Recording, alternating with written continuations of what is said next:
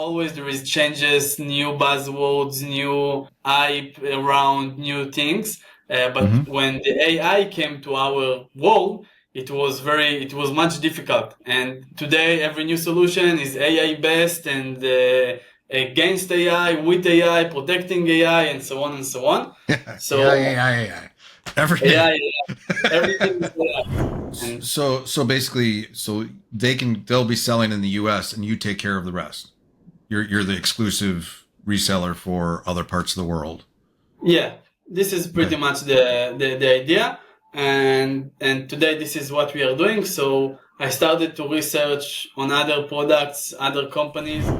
We found few solutions that can integrate in the early stages of the development and provide the vulnerabilities in real time, the issues for the developer in real time, and that way they don't need to provide him the alert at the late stage of the development, and they'll tell him to go back and do the fix and then go back and forth. So we provide the alerts in real time, and in that way we integrate natively in the workspace and the workflow of the developers. Incident in Chevy, okay, where they sold cars on the website, and the chatbot used AI in the background, and someone did a prompt injection or jailbreaking on the AI module, and the chatbot sold cars for $1. Oh my God. So This is another example, and this is what we are trying to protect today. So this is, when you say third-party LLMs, what do you mean by that? Hi, I'm Matt Levenhagen, founder of Unified Web Design, Unified Plugins, and your host of the Builders Podcast. Here on the Builders, our goal is to uncover the first principles behind building businesses, products, and services. If you're new here, don't forget to subscribe or follow wherever you're listening. And if you find value in our content, a like, share, or review is always appreciated. Let's dive in and explore the roots of innovation and progress together. Hello, everybody, and welcome to another The Builders. Today, we are joined by Eli Tanzman. Tanzman. Hello. Nice to meet you, Matt. Eli, it's fine as well. Eli, whatever you want. Yeah, we're going to call him Eli. But I wanted to say the whole name because I like the challenge. No problem. So Eli is securing the future of software development. That was your tagline on somewhere I found online.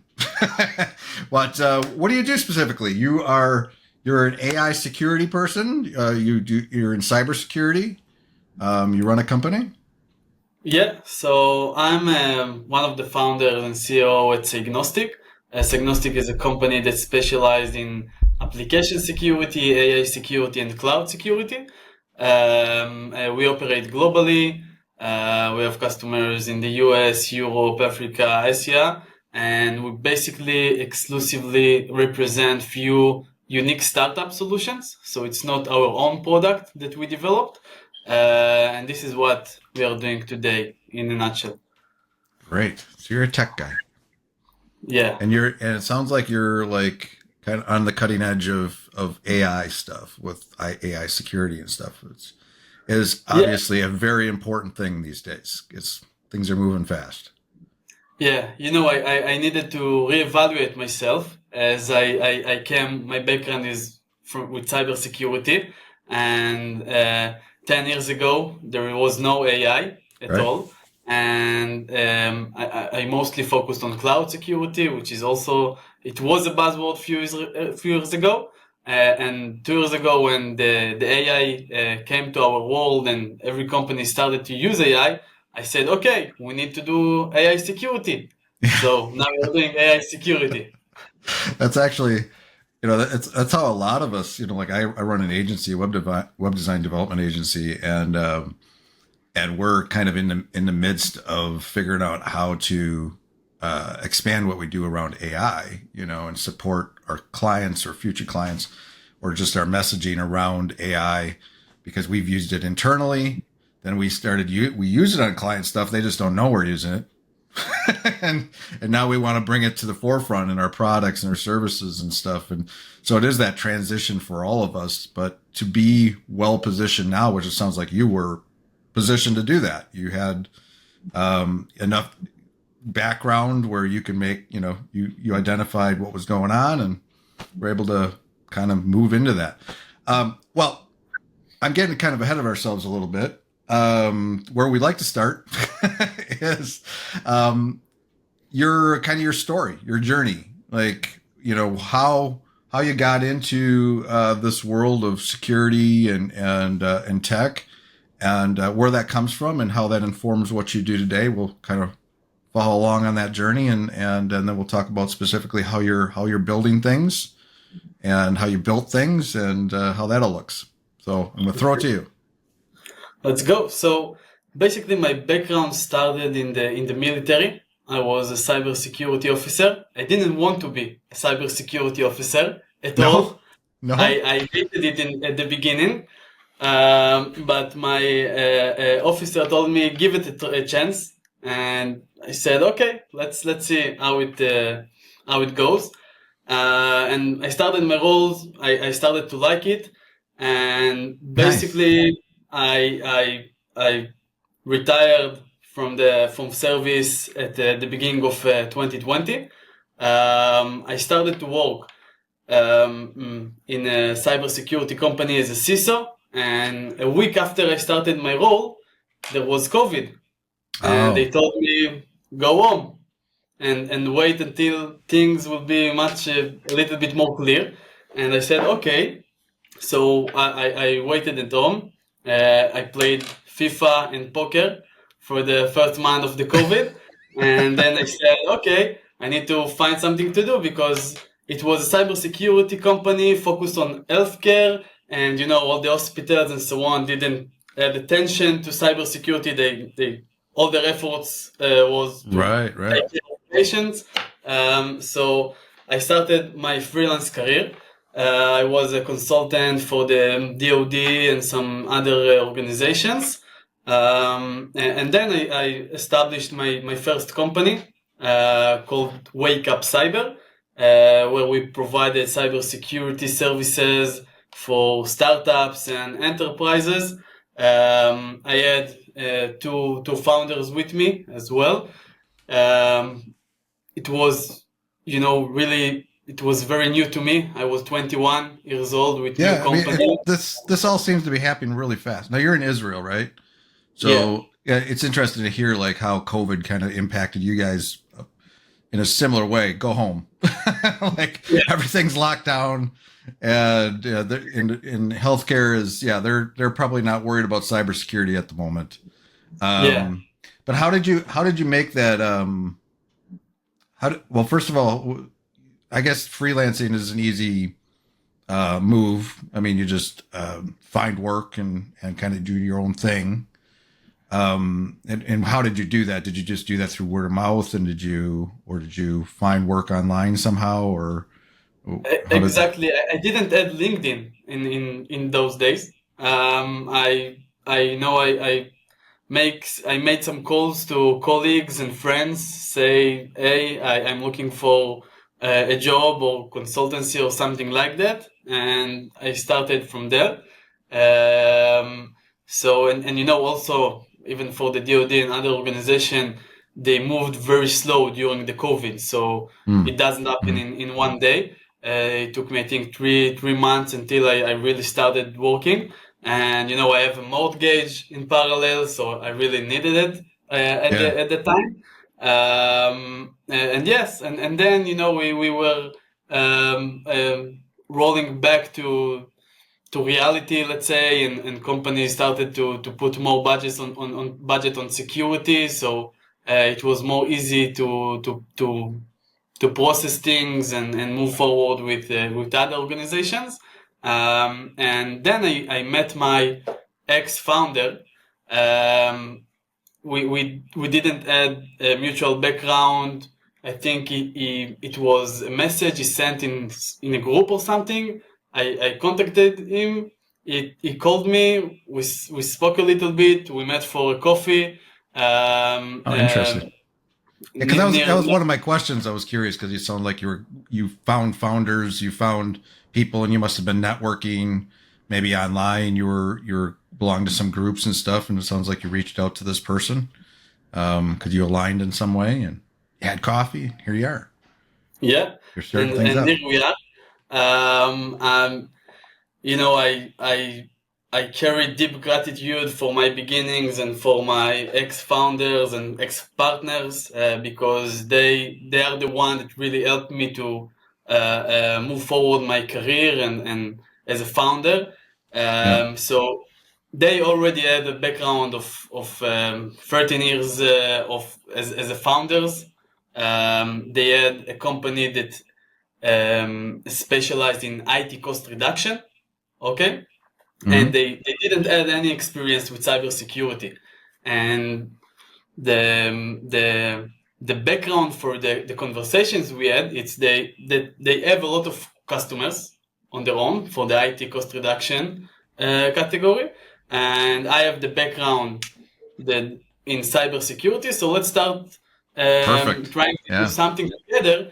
You will provide your experience in cybersecurity. We will provide the clients, and let's build something together. And we started it as a pilot.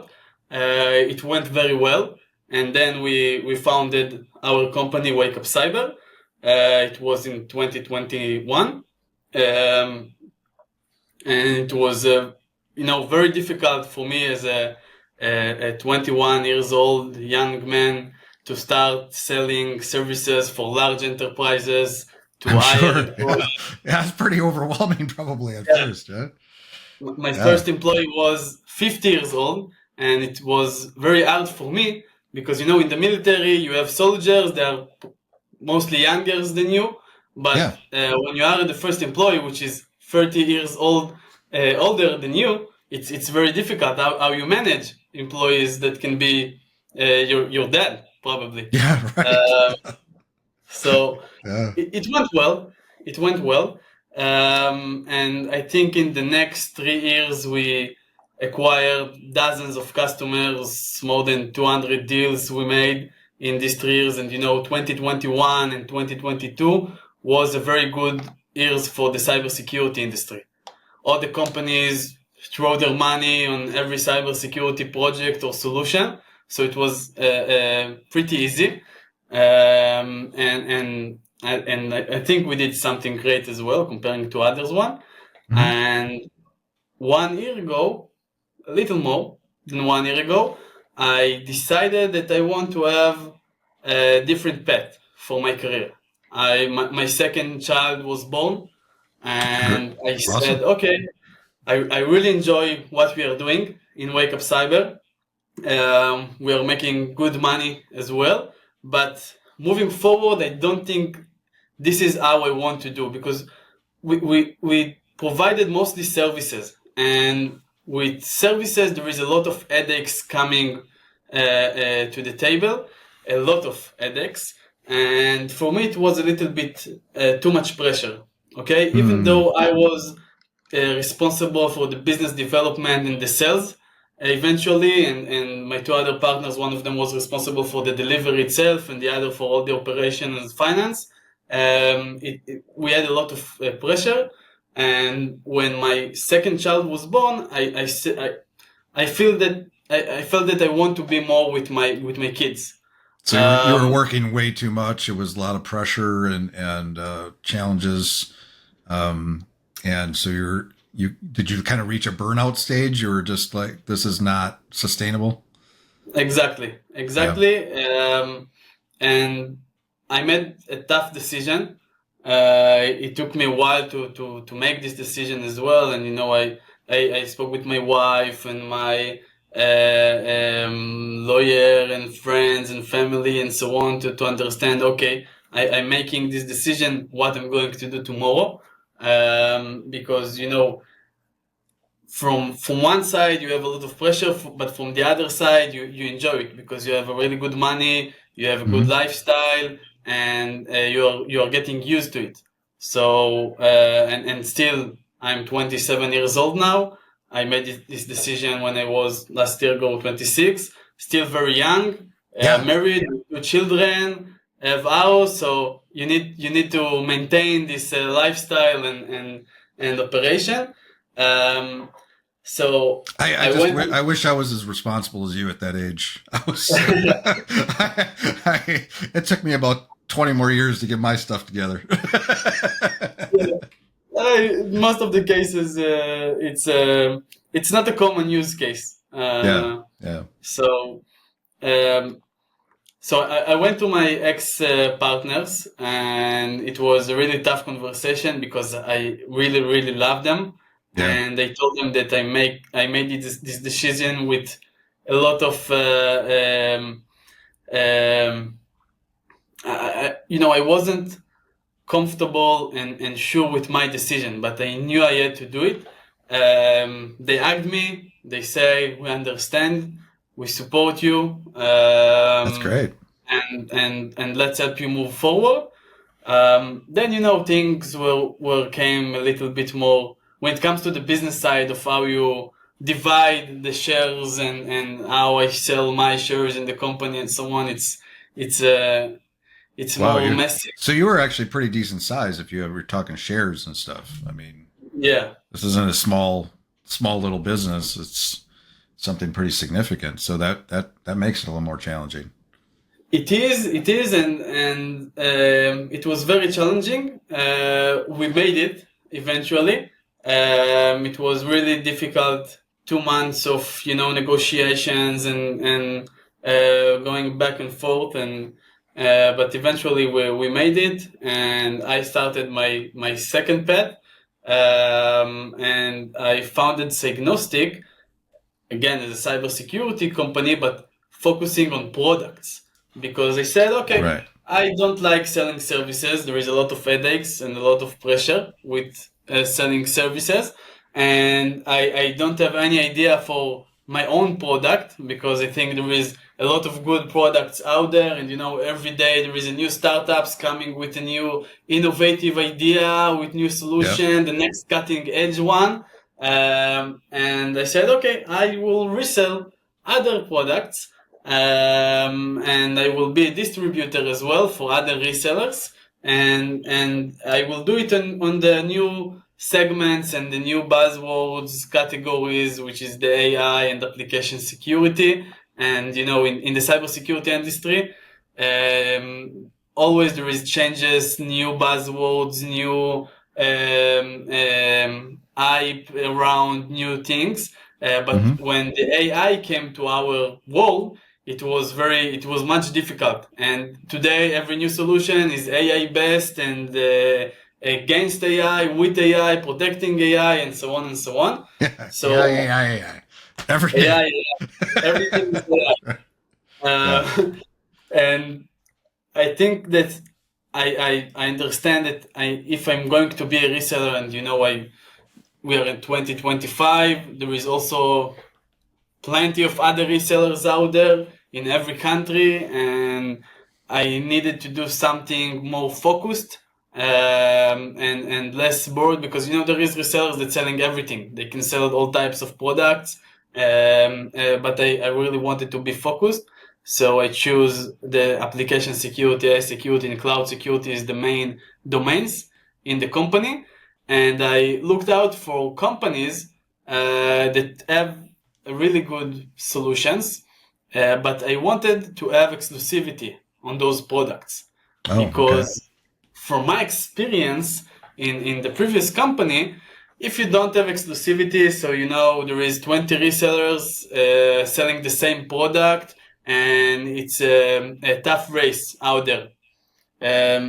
If you're looking at Israel, Israel is a small country, but even if you're looking at Europe and even in the US, you don't want to be to swim with a lot of other sharks in the same pool. Sure. Yeah.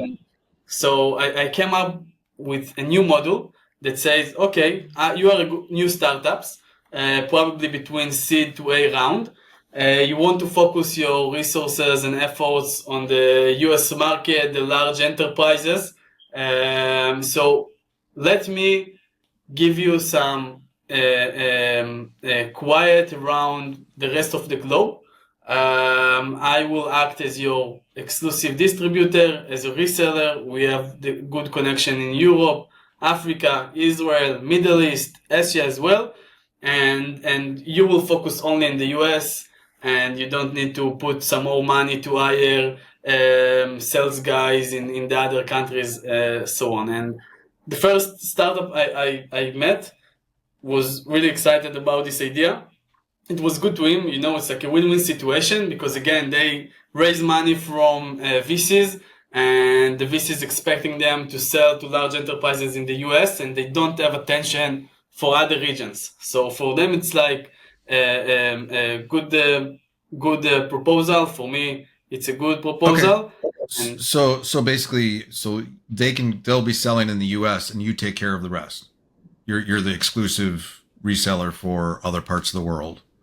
yeah, this is pretty Okay. much the idea, and today this is what we are doing. So I started to research on other products, other companies. Some of them like this idea, some of them don't, Yeah. and I build my portfolio that contain around 6 solutions today, and this is basically how we started Cygnostic. That's a great story. A lot to unpack, but which is always good. So number one, I love how you've kind of defined yourself. Like this is our wheelhouse. This is exactly how we want to structure it. People are gonna there's gonna be no's. There's gonna be a lot of people that aren't gonna want to do it this way. But this is the way we know we can compete and do well and help startups. Um, let's rewind a bit. I'm curious what the product is. So these are security products for like what do they do? Like pretend I'm a novice. I'm a little bit of a techie, but pretend I know nothing about cybersecurity.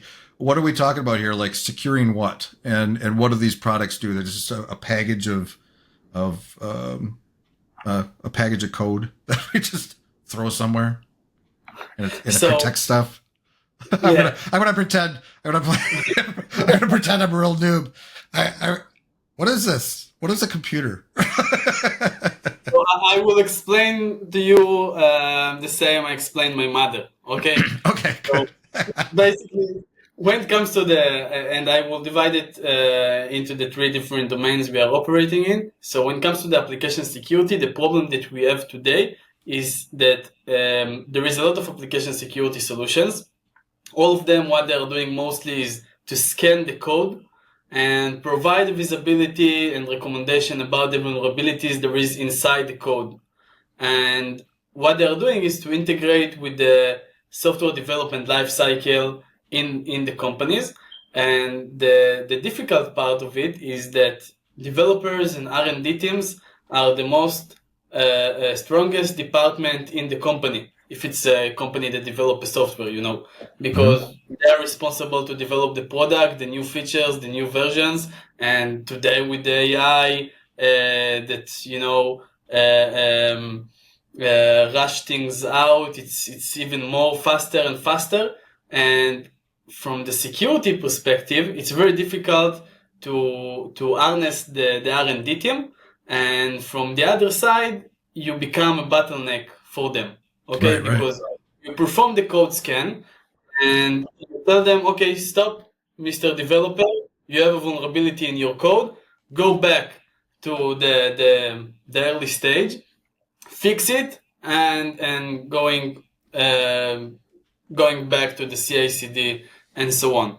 And then you cause a lot of delays. And the product, the company, the CEO is asking, "What about the new feature? We committed to customers that we will release this new Right. feature tomorrow." And the Unfortunately, when you do that, everything's going to be bad. They're going to get hacked. They're going to get. That's what you're doing. You're basically creating You must analyze the code or look at the application, which is a piece of software or whatever, and you're ensuring that there's no vulnerabilities there where a hacker could come in and cause a lot of issues or hack into a bank account or hack into this or that or just cause a lot of problems. And that's kind of what you're doing there, right? Trying to get it exact up front, so it doesn't happen later, and then you have to patch it. But at the same time, yeah, that slows down development. And today everything's fast paced, especially with AI. Yeah. Sure. And Yeah. eventually the business is stronger than all of us, okay? And you always try to find the balance between the security to the business needs. And the traditional solutions that we have today are not helping to this problem because they Yeah. provide the code scanning, but there is a lot of false positive. There is a lot of noise coming with these solutions, and the outcome of it is that the R&D guys are not listening to you. They are moving forward alone, and again, you become a bottleneck. And what Mm-hmm. we want to do is to solve this problem. So basically, if you will go to our website, we have this slogan: "We make R&D and security BFFs," because this is our Yeah, I'm actually mission. had your. I read that. I was going to ask you about that. Like Yeah. BFFs, is that the BFFs, or is that some kind of like technical jargon? I don't know. No, it's BFF, like best friend Best friends forever. forever. Yeah, yeah. Yes. Quick pause to give a shout out to the sponsors of the Builders Podcast, Unified Web Design and UnifiedLabs.ai. At Unified Web Design, we specialize in crafting custom websites and offering complete design and development solutions to help businesses build a strong, lasting online presence. Now, through UnifiedLabs.ai, a project I'm really excited about, we're helping businesses tap into the power of AI and automation, designing smarter systems, streamlining operations, and building practical tools that actually work. From audits to implementation, we help brands navigate the AI landscape with clarity and confidence.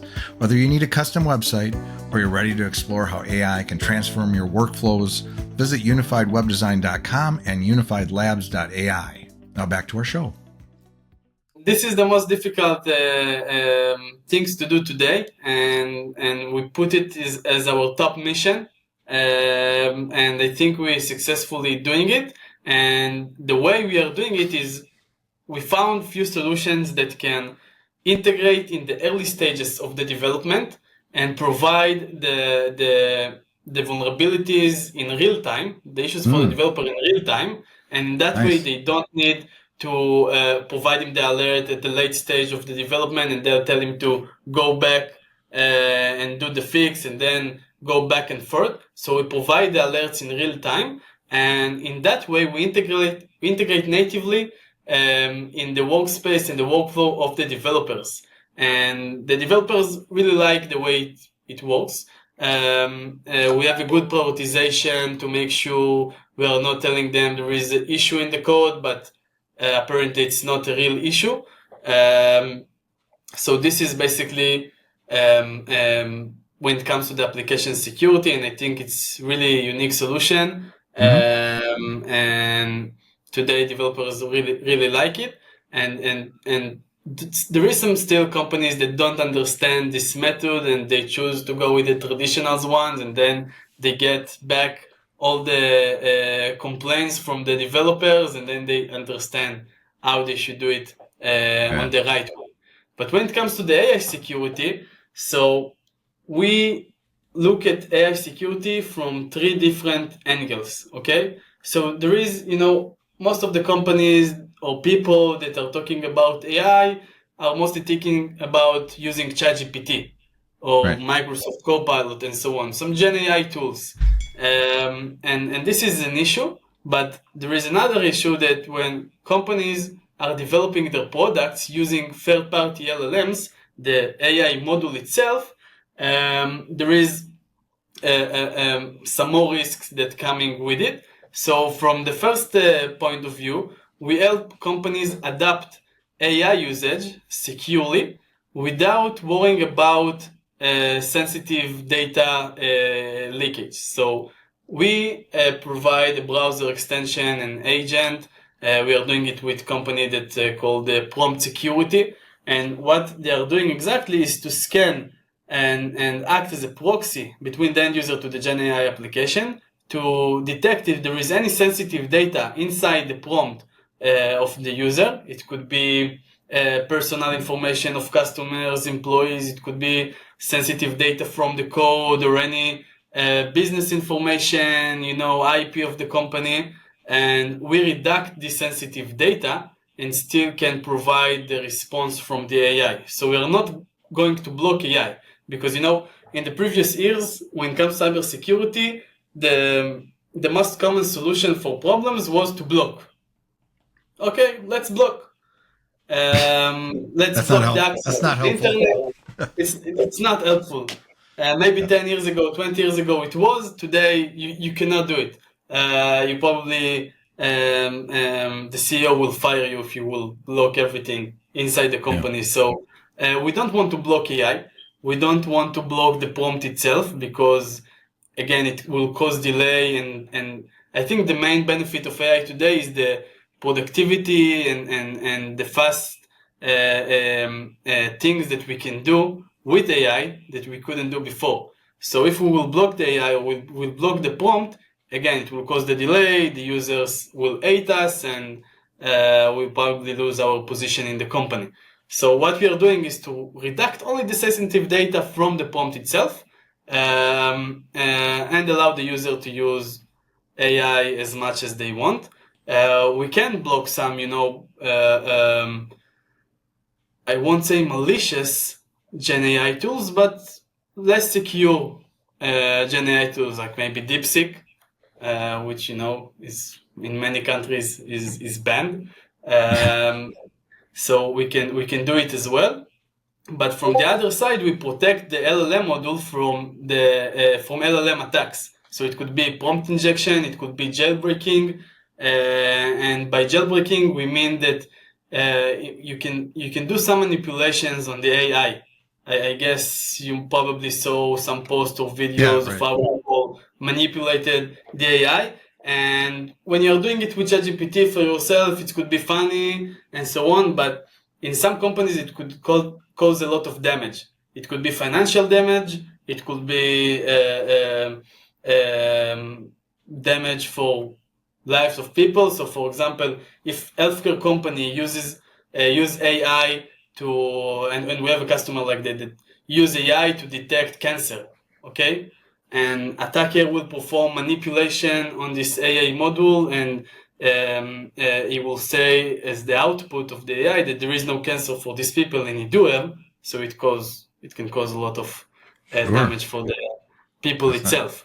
There is a really common incident in Chevy, okay, where they sold cars on the website, and the chatbot used AI in the background, and someone did the prompt injection or jailbreaking on the AI module, and the chatbot sold cars for $1. Oh my God. So This is another example, and this is what we are trying to protect today. So this is, when you say third-party LLMs, what do you mean by that? So you're familiar with ChatGPT, correct? Yeah, right. So ChatGPT developed by OpenAI. OpenAI also have their third-party LLM that you can use as an API, okay? Right. And you can access the module and use it to develop things and do some queries or make decision or take actions. So this is what we mean by third-party LLMs. Because third party is using ChatGPT's models, but like through their API, and they're creating another application that does some kind of function in that domain. And exactly. So, but that's where, but when like from the website or wherever, somebody can prompt and inject something or try to jailbreak it and cause, and these applications must have some kind of agents or something that are doing functions in the company. So when somebody can, from the outside, just like anything, like a website, if you have some kind of way for somebody to inject code into your database or whatever, and it's not secure, they can create havoc, especially if systems are connected. And so that's my understanding that right? Yeah. As your mother. You can be an AI security expert if you want. Awesome. So awesome. So, okay. So that's So you're in AI, and that's great. I read a lot of tech stuff, and there's for the last, especially the last couple of years, there's just been this huge, like it's moving so quickly, and like the government and all that, we're always like no one's talking about security. Or there was like something that even like was there some paper like thousands of like data scientists or something or engineers were like they all signed this thing to slow down, and no one slowed down. No, Pretty much ignored. It's like no one has interest to slow it down. What's that? No one have interest to slow it down. No, because everyone's competing, and if our country doesn't do it, another country is going to do it, and it's like in company to company. Like if we don't do it, this company is going to take over. So yeah, so you're like what you're doing is really really important. It is, yeah. I hope so. Yeah, are you working mostly with enterprise companies, or are you helping smaller companies So that are developing? we have customers with 50 employees, and we have customers with 15,000 employees. So we have them all, and we are not picky, because I think I prefer, and for my experience again as a founder, I prefer to have 100 little fishes in my portfolio than one big shark that if tomorrow it will disappear, I lose most of my revenue. So yeah, I get that. Kind of, as an agency, it's like I want to keep it boutique, but at the same time, I don't want everything in one basket. Yeah. See, the other thing I'm curious about is obviously you get small startups and large startups, because that's what you're focused on is the startups, right? Like how do you? I'm always curious like how people get business, because I'm in business. I'm like how do you find these startups? Do you this is just through networking? Is just or reading the paper or reading the digital paper and saying, hey, there's a startup, let's go reach out to them? So there is some customers that came from networking and referrals and so on. We have a significant outbound activity. So we have SDRs making cold callings and LinkedIn outreach and so on. But we have a lot of inbound leads as well. And because we are operating globally, so in most of the countries we are operating in, we have local partners and local resellers that give us business. So they have their own customers. They speaking the language. If I will take, for example, Italy, so I'm not speaking Italian, so it's very helpful that you have your own local reseller speaking the language. Can go by 1 hour drive to the customer, meet with him and so on, and is familiar with the customer for 10 years ago. So most of our revenue today coming from inbound or local partners that we have in the other countries. Okay, so you're reselling, but you also have partners that are helping you. Yeah, so we are acting as a distributor as well, not only a reseller. As well. Interesting. Okay, I was just curious about that. I didn't want to forget that. Actually, I was just thinking, like, did you say you're doing three things? You're doing and I'm kind of going all over the place. I'm going to go back to what we're talking about. We talked about apps. We talked about AI. Is there a third thing? Cloud. Yes. Sorry, I realized as I jumped to this other thing, I'm like, wait, we didn't talk about the third thing yet. What are you doing in cloud? So in cloud security, we have we have the big player, which is Wiz, that I guess you're probably familiar with them. They sold the company for Google in it was $32 billion. Yeah. And there is others like Orca and so on. And the cloud security solution today are mostly focused on finding the misconfigurations and vulnerabilities in the cloud environment. Okay. And today there is a new category named runtime solutions that they are actively detect the threats and incidents you have in production. So less focusing on the misconfiguration side, but more on the real threats that you have right now, and the incidents coming from attackers and so on. But we looked for different approach. So all the solutions I mentioned are doing reactive detection, let's say, because there is an engineer, it could be the developer, it could be IT, DevOps, security guy, no matter who, and they are doing configurations and creating resources and services in the cloud. They deploy those configurations to the production environment, and then the CSPM solution scan the environment 24 hours later, looking for the new misconfiguration and provide you nice dashboard with the alerts, the severity of each misconfiguration, recommend you the fix that you need to do. But the problem with it's that from the moment you deploy the misconfiguration, it's exposed to the attacker. Okay? Sure. Yeah. And once you have the misconfiguration, you need to chase against the clock, because you need to understand how to fix the misconfiguration, where exactly you need to do it, how to do it without break any functionality inside your cloud production environment, and it could take weeks, if not months. And today, every company have misconfiguration in their production environment. Maybe they don't have critical or high vulnerabilities, but most of them will have at least low and medium vulnerabilities in the production environment.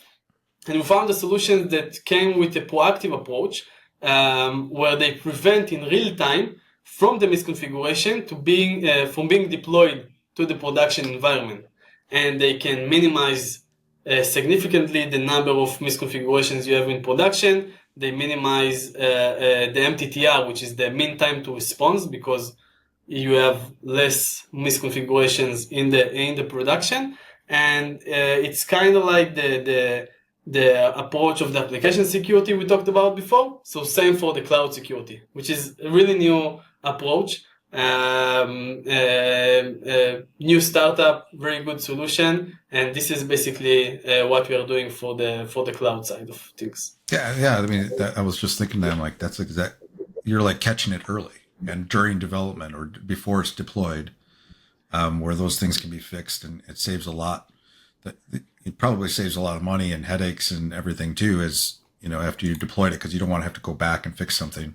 So misconfigurations could be like something's on the server side is like configured in a way where it would be easy for a hacker or to the application be exploited.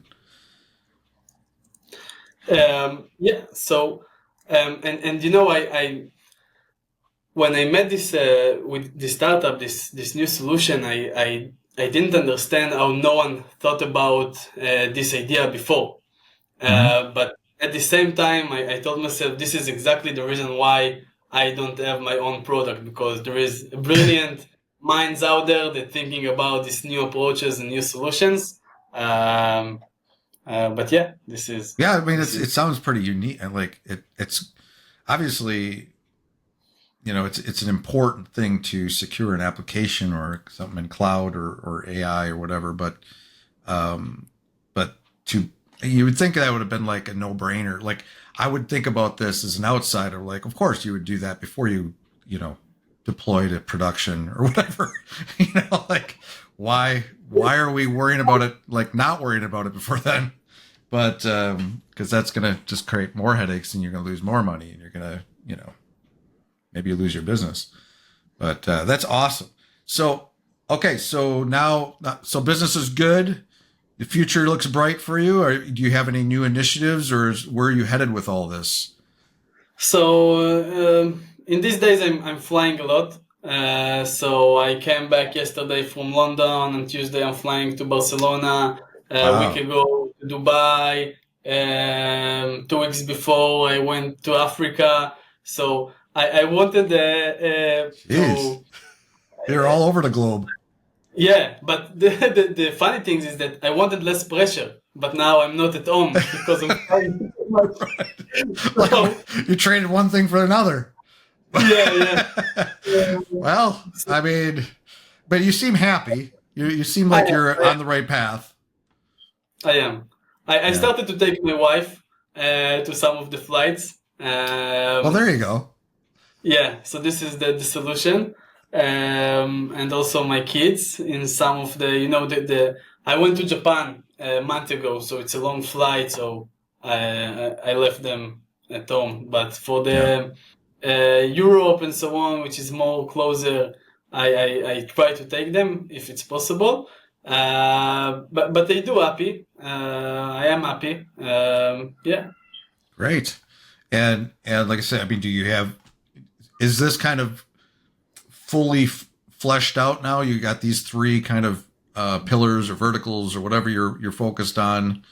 Do you see, as AI is developing, do you see anything new on the horizon that you need to tackle, or is this just you're gonna just double down, triple down on what you got going on, and just gonna scale that up? We are always researching for new technologies, new, let's say, new challenges out there to see how we can stay ahead and be the first one to provide the solution Mm-hmm. and not chasing after the solution after that.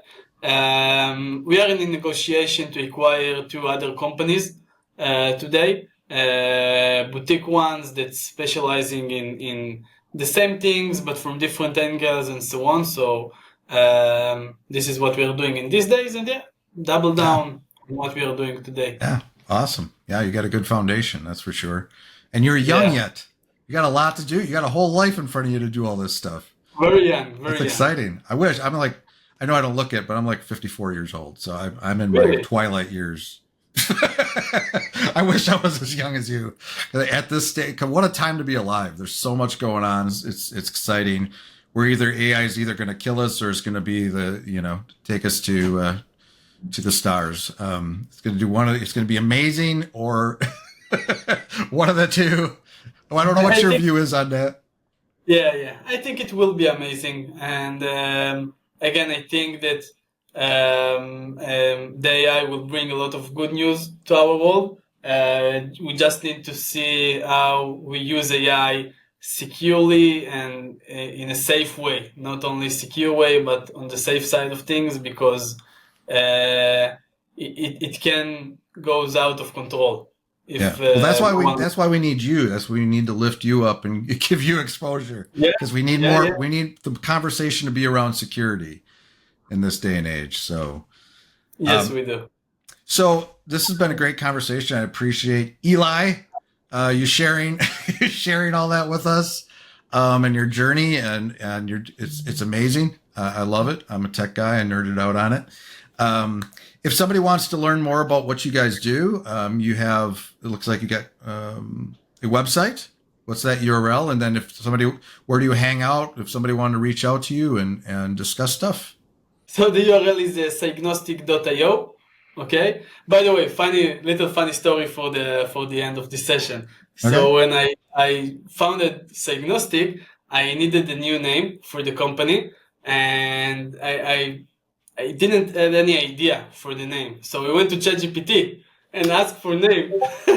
So Nice. Cygnostic is a result of ChatGPT. So it's a combination of cyber and diagnostic. And then I asked him for a logo for my company. So the logo of Cygnostic is also made by AI. Oh, And sweet.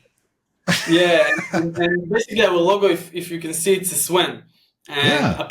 apparently he made this logo because once I told him, hey, please make a logo for cybersecurity company specializing in application security, AI, and cloud, called Cygnostic. And apparently Cygnos is a family of swans. So that's why he made this logo of swan. But yeah, this is the background for the I name. love that. I really geek out on naming of companies Yeah. and how that builds into the brand and bleeds into everything and connects, and that's beautiful. That's a great brand. Yeah, Yeah, Awesome. so Love it. go to cygnostic.io if you're Yep. curious to learn There you more. go. Do you hang out in like LinkedIn or Twitter, or well, I guess it's X these days? I still old school. Anywhere that you hang out where somebody wanted to reach out or follow you and what you guys are doing? So, yeah, so we are on LinkedIn as well, of course. So on LinkedIn, don't look for Eli, look for Eli Paz. But yeah, this is where we are today. Cool. All right. Well, thank you very much. Until next Thank time. you. Thank you. Bye-bye. Thanks for tuning in to this episode of the Builders Podcast. One more quick note about our sponsors. At Unified Web Design, we're passionate about doing better together, partnering with agencies and businesses to deliver exceptional web design, development, and ongoing support. And Unified Plugins offers tools to take your WordPress projects to the next level, helping you build beautiful websites, enhance functionality, and drive more conversions. If you haven't already, subscribe or follow to stay updated on future episodes. And if you enjoyed today's conversation, sharing it with somebody who might benefit helps us grow this amazing community. Until next time, keep building with intention and creativity.